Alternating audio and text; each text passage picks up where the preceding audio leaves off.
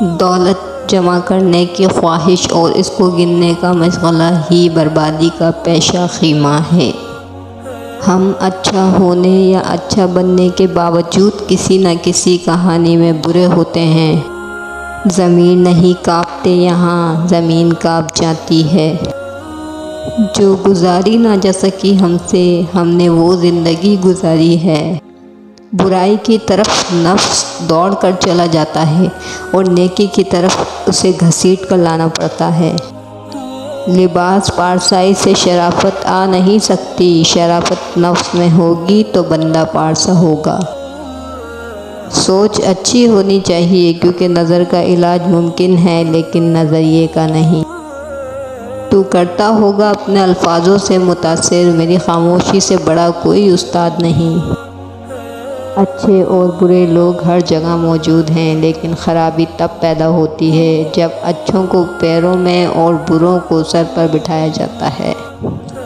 تیری اوقات کا اس دن پتہ چلے گا اے انسان جب لوگ تجھ پر مٹی ڈال کر ہاتھ بھی تجھ پہ جھاڑیں گے۔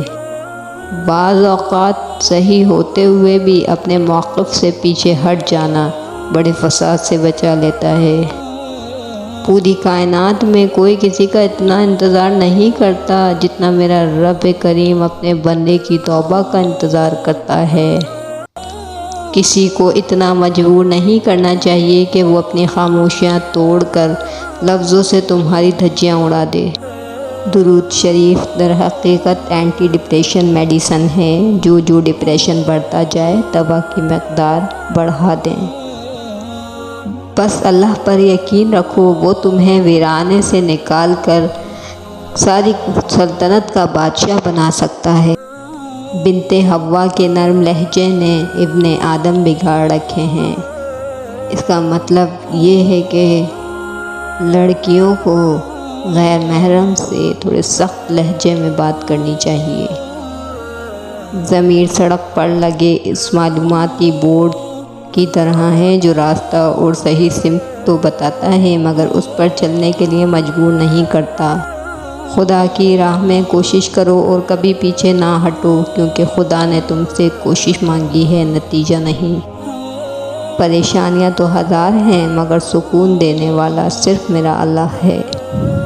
بد دعا صرف الفاظ نہیں ہوتے، جس کو دکھ دو اس کی آہ بھی بد دعا بن جاتی ہے اور رب بہت انصاف کرنے والا ہے۔